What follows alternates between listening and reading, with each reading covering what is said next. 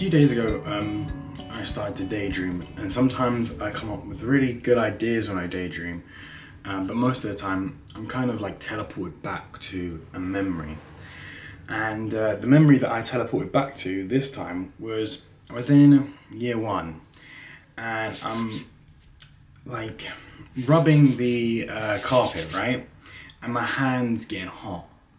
And my first thought was, it must be getting hot because the core of the earth is really, really hot. And because I'm getting closer to it, it's then getting hotter. Now, obviously, listening to that, you're thinking, well, of course, that's dumb, right? That's not really what's happening. What's happening is the friction, right? But I thought it was kind of a good example of something, and something I've gone on many, many times before. People talk 99% rubbish, but there's always that 1%, and that goes for everyone.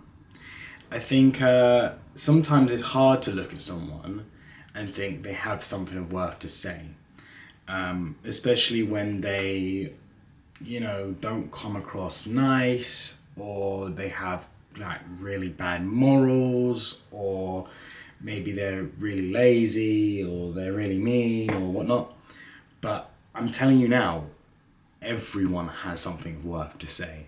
And I know that sometimes doesn't, like, you don't want that to be the case sometimes, especially when it's like someone that's really mean, or maybe someone that's really like stupid or dopey, But the reality is, everyone's got something to say that has some sort of impact on the way you think. I think as a kid, even though me rubbing the carpet and then thinking, oh, it's because I'm getting closer to the core of the earth, may seem dumb, and I guess it is once you learn the reasons why your hands are getting hot when you rub in the carpet. But in its first initial, it is actually quite maybe an abstract way of thinking. And again, it was wrong, but that doesn't mean to say that you could come up against someone that, I don't know, I have this rock here, right? And it's a rock with a shell on it. Now, I don't really know how this is formed, but my guess is that this rock got stuck on here, and over time it sort of, congealed together. Maybe there were certain things that made it stick together better and whatnot.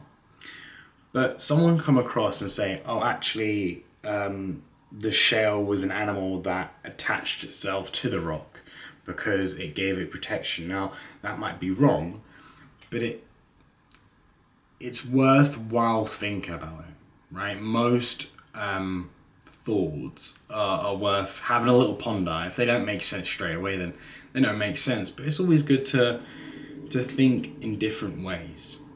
And I think that's what I'm trying to get at. Once you become tunnel vision into one way of thinking or one way of doing something,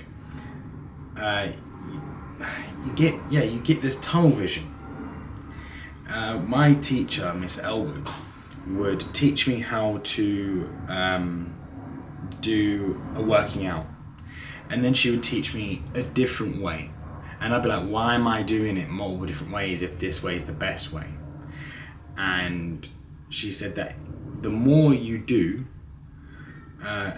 more variety you do, the easier it becomes. I don't know if that really translates to thoughts and thinking, but I believe that if you think in loads of different ways, it's then easier to spot the rubbish from the not so rubbish. And sometimes something of really great importance, or someone that says something that really makes sense.